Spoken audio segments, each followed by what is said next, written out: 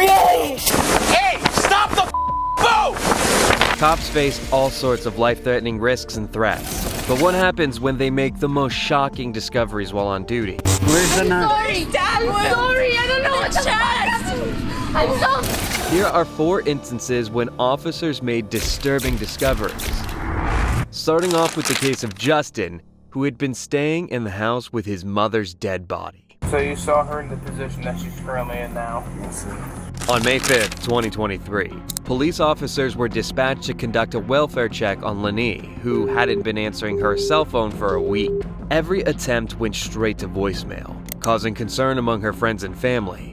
Sensing something was amiss, the officers decided to visit her, only to make a shocking discovery.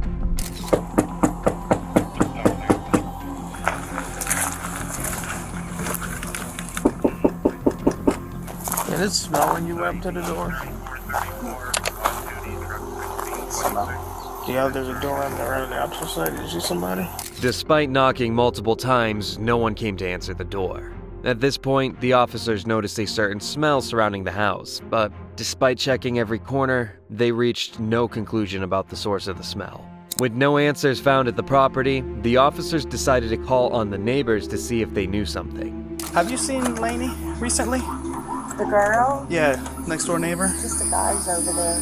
When's the last time you seen them? Him, he usually walks up and down the road, but her, I haven't seen her in a while. How long would a while be? Days, months? Day or two. Couple days. Three Yeah. days or something like that. When's the last time you seen the boys? Yesterday. Okay, so nobody today. Mm-mm. Have you heard any fighting, anything in the last 2 days? Any loud commotion? I know it would be not abnormal for you to hear yelling and screaming coming from over there. So. No. Nothing. But he's only been there for like a few weeks because the tent wasn't there, and then the tent showed up, and then he was around. So Right. Any commotions or anything in the last couple of days or no before like then? yelling or fighting or anything like that. Nothing? We hear. They're pretty quiet for the most part. But Okay. the most I see out of the dude is just like sometimes he walks up and down the road. Today he was riding a bike. 2 things were common in the neighbors' accounts. They hadn't seen or heard from Lani, and they heard no sounds of commotion or any unusual activity in the house, except for her son Justin, who was living there around the time Lani went missing. Confused at first, the officers later learned that the man was Lani's son, Justin. What seemed normal at first turned alarming when the officers discovered that Lani had taken out a no-contact order on Justin just a few weeks before she went missing. His living there at the time of Lani's disappearance made the officers realize that something sinister was definitely at play. So they returned to the house where they finally met Justin. Did you hear us knocking before? Were you knocked out? No, I was sleeping in there. I'm glad you woke up because you're about to come inside. We're looking for Mom. Have you seen her? Is she not around right now? Do you know where she's at? His sister's asking for her. She's not in any trouble or anything like that. I have no idea.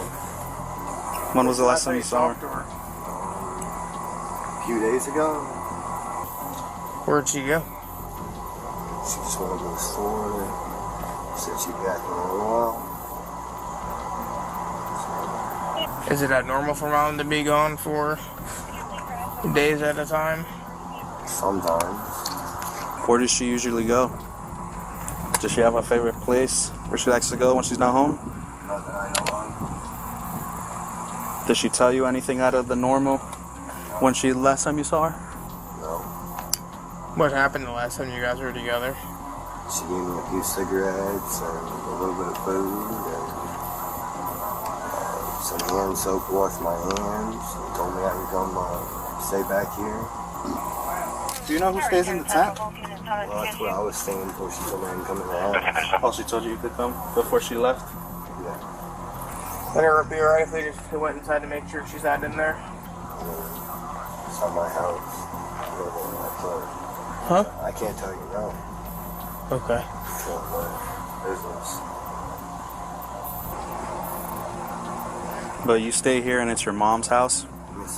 And we're looking for Mom, so we just want to make sure Mom's not stowed away in a closet or something. Dad didn't come back and retaliate for getting arrested or something like that.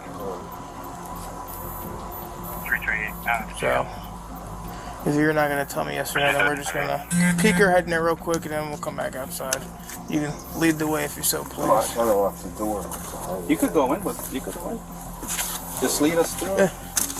Kind of locked. Do you have a key? No. Justin claimed to have locked himself out and didn't have a key. What was even more weird was that he showed no regard for his mother's disappearance.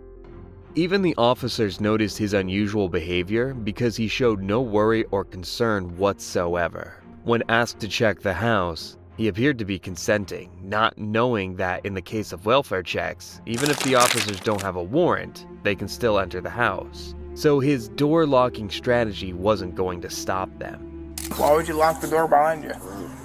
I just usually do that. So how do you get in? I don't know. How about this other little door that's over here? It's just barricaded up. With what? Garbage can and some stuff. So how do you get in the house now that you lock the door? Because I feel like you're fucking with me. What the hell? What's the deal? I'm not trying to fuck with what you're saying. You understand how this looks, right? Yes, sir. So how do you get in the house since you locked the door? I'm probably sleep in the tent or... Are you not supposed to be in the house? Is that why you locked the door? Yes, sir. All right, that's fine. We're not worried about that. We just want to make concern right sure. now is finding mom. That's it. If you know you're not supposed to be here, that's on whatever.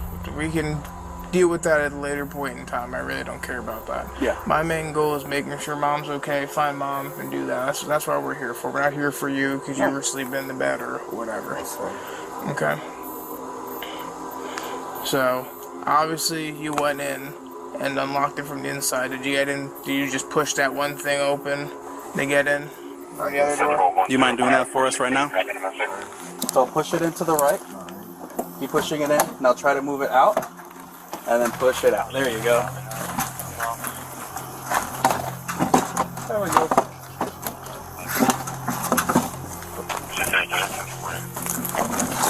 Instead of guiding the officers inside, Justin went and sat in a chair, knowing that he was doomed, while one of the officers went in to check and confirmed their worst fears. He found the decomposing body of Lani inside the house in her bedroom. After the gruesome discovery, the officers arrested Justin, who was later given 63 days in jail for failing to report the death of his mother. Justin was sure to be found out because of the inevitable smell of Lani's body, which is exactly what was about to happen in the next case, except that in place of a human, it was an innocent dog. It's behind the driver's seat. He's dead, I want her fucking arrested. It wasn't just the death of a dog that told the officers something was wrong. It was the owner's evasive behavior that made them suspect they knew what they were going to find before they even unlocked the car. On June 10, 2021, officers with the Parma Police Department received a call about a lockout. Dispatchers noted that an animal was stuck in the vehicle. When an officer arrived at the scene, he tried opening the car doors, but they were locked, so he had to break in. He managed to unlock the front door, but not the others because the car's battery had died. I'm so scared. No, he's not moving. He's down there. Here, your car's open. Go ahead, open it. Huh?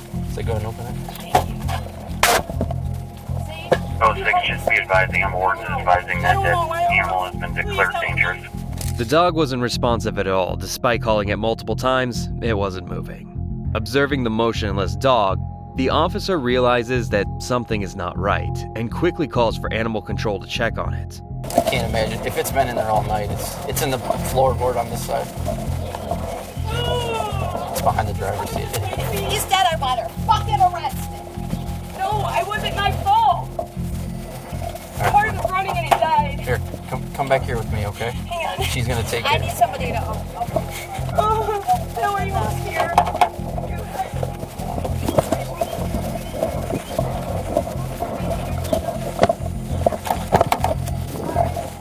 Arrest her, the damn dog's dead. The car was not on and no source of oxygen. The poor dog couldn't make it and passed away. All right, come here. You're being detained right now, okay? No, they're arresting me, Phil. Come here. Stand up. Yeah. Stand up. I gotta have no underwear on. Okay, stand up. My foot, look. Just stand up. Ooh. Okay, just stay right there. Hold on. It hurts. What'd you step on? something, I don't know. Okay. All right, relax. All right, hang up the phone. Phil, they're arresting me. Hang up the Thank phone. you. Thank you. Hang up the phone. Please. Okay. Karma. Come on, hang the phone up. Why is... All right. Okay, bye. Okay. Please don't grab me like that. Hey, relax. Hang Don't up. grab me like that. Stop her. Get out of here before I scream at you! Really? She just said that to me. I'm stabbing in my foot. Stop her. Wait. I'm not running, dude. I'm not a bad person. From what the officer sees, that's exactly what this woman is, a bad person.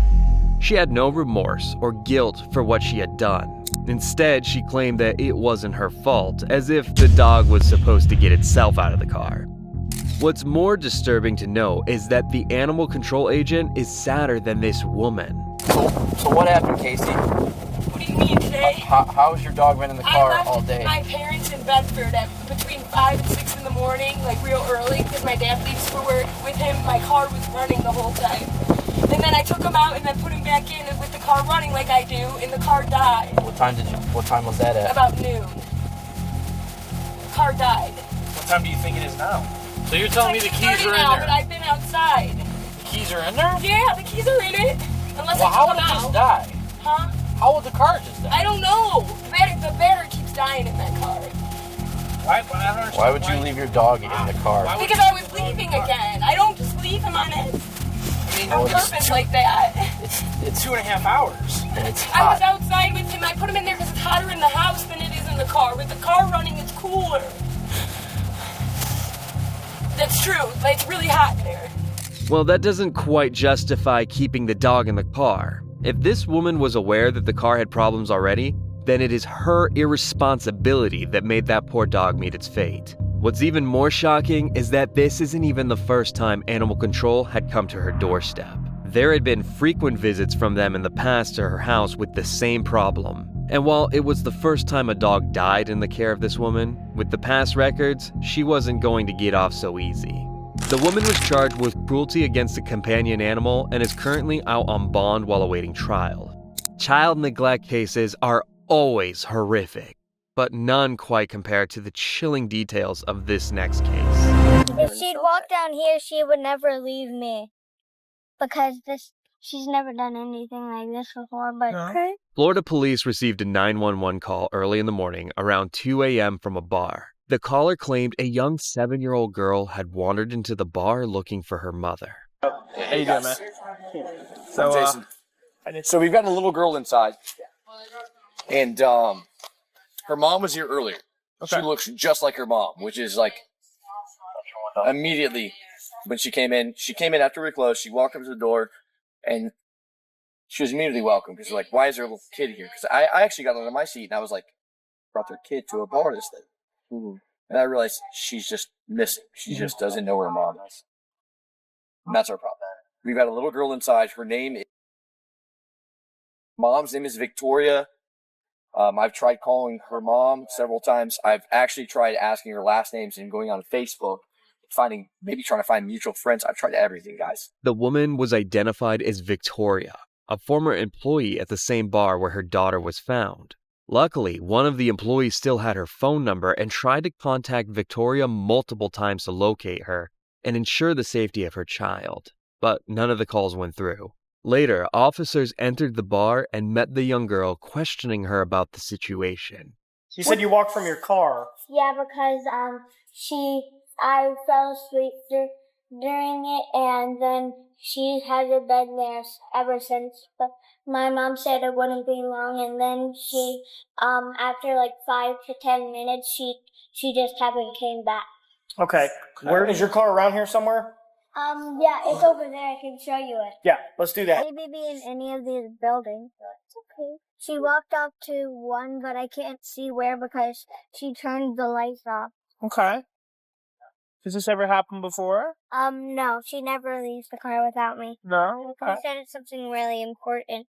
And she said it would be real quick, but it hasn't because it was 5 to 10 minutes. Which way did you say she walked? I couldn't see because she turned the lights off, every single one. Okay.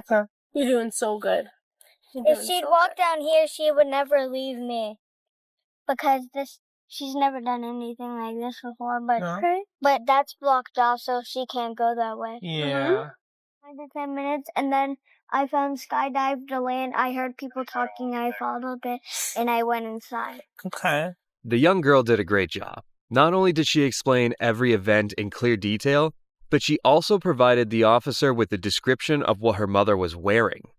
These details were crucial. With a clear description, it would have been easier for the officers to locate Victoria. However, the officers were unaware of how long their night would be.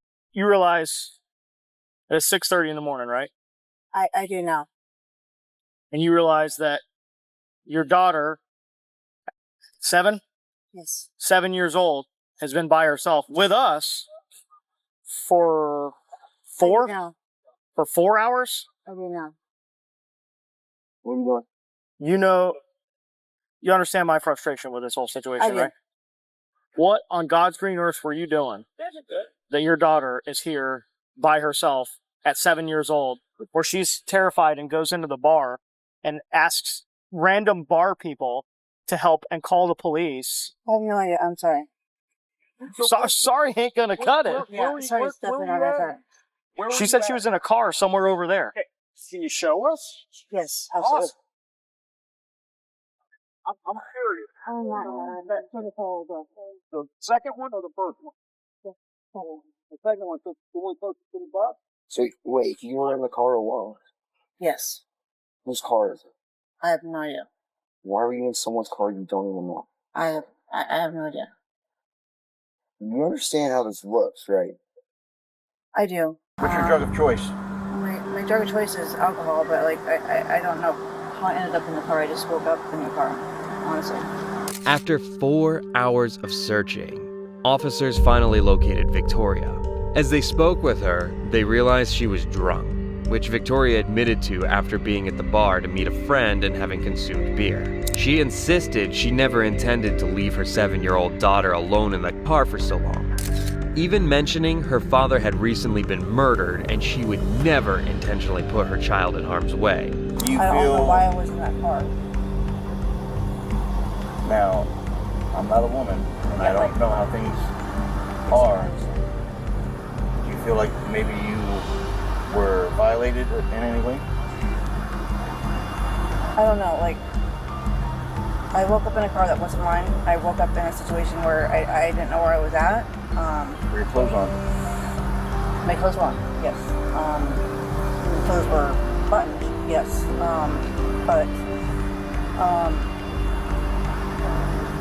I don't know how I ended up like this. You know what I mean? Like, I shouldn't have ended up like this. I've never been in this. Oh, you're right. You shouldn't have ended up like this. Right. The situation became more confusing when the officers tried to investigate where Victoria had been. She only remembered exiting a car that wasn't hers. Victoria recalled nothing beyond the bar. Her memory was a blur after that. Although intoxicated, officers questioned if she had taken drugs, to which she mentioned having a history of IV drug addiction, but being sober for 5 years. Okay, so obviously, you know, if you were the victim of something, obviously we will address that and go forward from there. Right. However, right now, your daughter in a way is also victimized. Absolutely. Because she was left here to her own devices in a car that had not clearly been running for a long time. Which luckily it's the middle of the night, because if it was the middle of the day, Yes, sir. okay? So you may have been sober from those hard drugs 5 years ago, or I guess January. Yes, sir. Alcohol doesn't, it's not that much different, okay? Because you're facing possible charges of child neglect, child endangerment. I understand. There's a lot of stuff that'll take her away from you. Yes, sir. So you won't see her anymore. Even when you get out of prison. I mean, her dad was murdered last year, you know, and it had a huge effect on me, you know what I mean? And I wish tonight was different. And I'm sorry to hear that he was murdered, but she's got to be your priority. Absolutely. You're absolutely right. And this is a huge eye-opener. Following the initial investigation, officers still needed to determine why Victoria was found in a random person's car. As for her daughter, the Department of Children and Families was notified and the girl was placed in safe care. Meanwhile, Victoria was arrested for child neglect, a third-degree felony. She posted bond at $2,500. From a mother's neglect in a Florida bar to a tragic sibling betrayal in Tulsa, these cases reveal the heartbreaking realities within families. I don't even know if my mom will want me to live there anymore. They won't trust me anymore. They wouldn't be able to trust me anymore after what I did. They would probably be too scared to even let me back in the house. This is just a moment after a young girl fatally stabbed her 9-year-old brother Xander in his sleep. On the night of January 5th, 2023, the Tulsa Police Department had received a frantic 911 call from a mother begging for help for her 9-year-old son who had just been stabbed. When officers arrived with paramedics at the scene, they discovered the motionless body of Xander. However, they soon realized something much more horrific was at play. Where's the knife? Sorry, Dad. I'm sorry. I don't know what chest. I'm so sorry, Mom. I'm sorry. Please. I'm so sorry. Julie, you better pray to God. I am praying, Mom. I'm so sorry. I'm so sorry. How old are you? I'm 12 years old. This is 12-year-old Kaylee, the real culprit behind this unfolding chaos. Kaylee brutally stabbed her younger brother 3 times while he was asleep. She appeared to be extremely scared and remorseful for what she had done. Where's the knife? I was upstairs in my room and I threw it out the window and it's behind the apartment right here. You threw it where? I threw it out my window upstairs. Right not up here? right there. It's the room. It's the other room. It's right behind the apartment. This apartment right here. So where would the knife be? On that side? Right behind. Yeah. I'm so fucking sorry, Mama. I'm so sorry. I don't know what happened. It's some demonic shit. I'm so sorry. What's your mom's name? Observing the whole situation, the officer knew he quickly needed to find the knife that Kaylee had used in the before anyone else could get hurt. How would I get to the knife? Is there the back side? I can show you. Okay. I'm so sorry. I'm so sorry. I really didn't want things to happen like this. This sucks. I'm so sorry. I'm probably gonna go to jail. I'm gonna live the rest of my life in prison. That's it right there? Yes. Okay. After locating the knife, the officer noticed something on Kaylee's hands. Judging by her extreme action for no reason, the officer suspected that there could be more to the case. Stick your hands out like this for me. Do you have any cuts on you? I do. Where at? On my arm. Which arm? Both of them. My left one is just small cuts. Did you cut yourself? Yes. Hey, real quick, I'm gonna take you out of handcuffs and I'm gonna take your hoodie off, okay? That way we can see the cut that you have. Okay.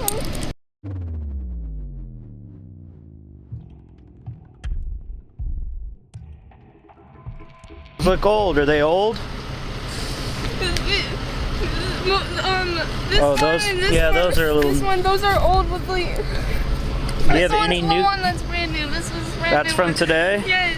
And it's so fucking With the good. same knife? Yes. Okay. Kaylee's actions, including her shocking act of s**ing her brother, suggested that she might have been struggling with psychological issues, which was later confirmed by her mother to be ADHD. It's possible that the side effects from her ADHD medication played a role in influencing her behavior and decisions. It appeared that Xander wasn't the only person she harbored aggressive intentions toward.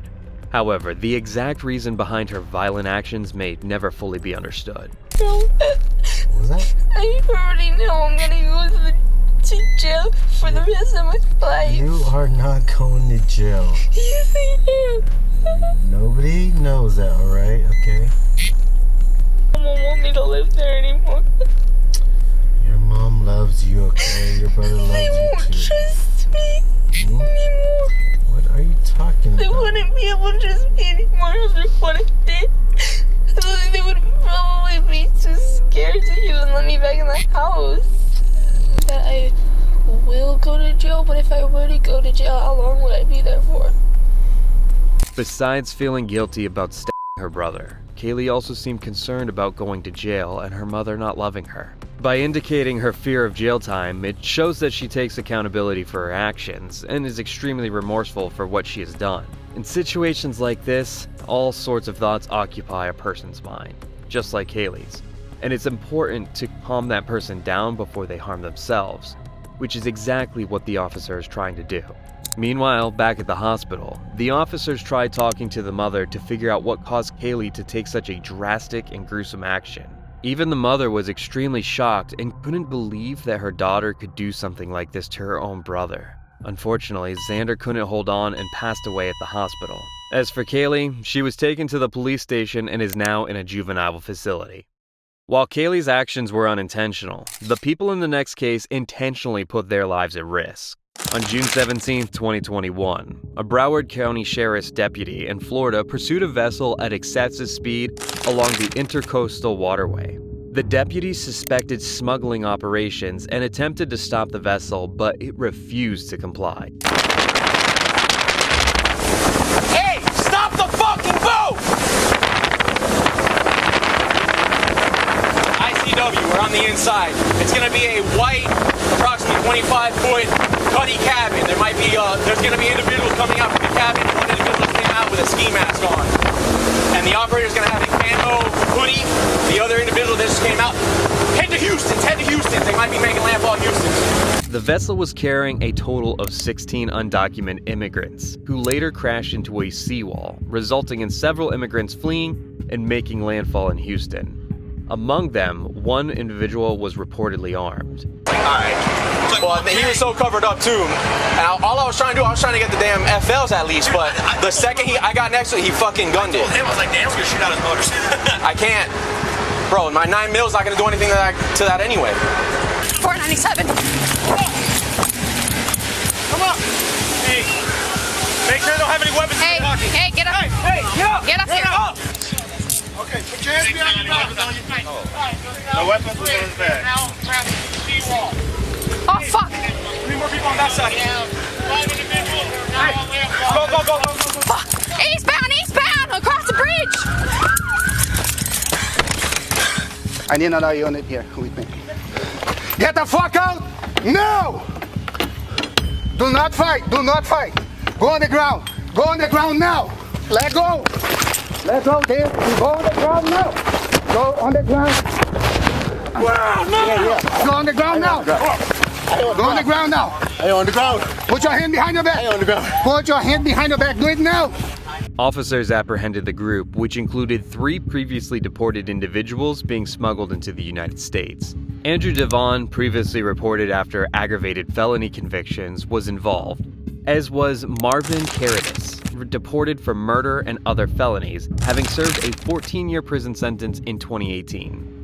Pam Zagar, also previously removed from the country, was among those apprehended. The migrants hailed from the Bahamas, Romania, Venezuela, Jamaica, and the United Kingdom. While most of the migrants were apprehended, officers were particularly focused on locating one individual. Described as a black male wearing a long-sleeve red hoodie, police initiated a major search.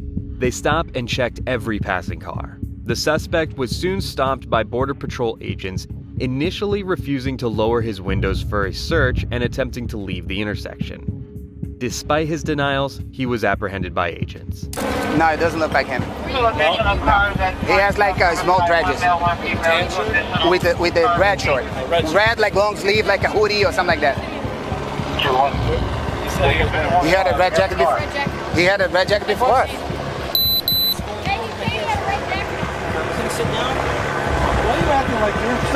Subsequently confirmed as the sought individual, all 16 migrants were identified and deported. Meanwhile, justice was pursued for the smugglers involved. Jeremy Roll received a 5-year prison sentence for attempting to smuggle migrants into the U.S., given prior aggravated felony convictions, including murder. Marvin Caritas, also implicated, pled guilty to aiding and abetting the entry of a removed alien, and was sentenced to 3.5 years in prison. Andrew Devon and Pan Zagar each pled guilty to the same charge, with Devon receiving credit for time served and Zagar awaiting sentencing.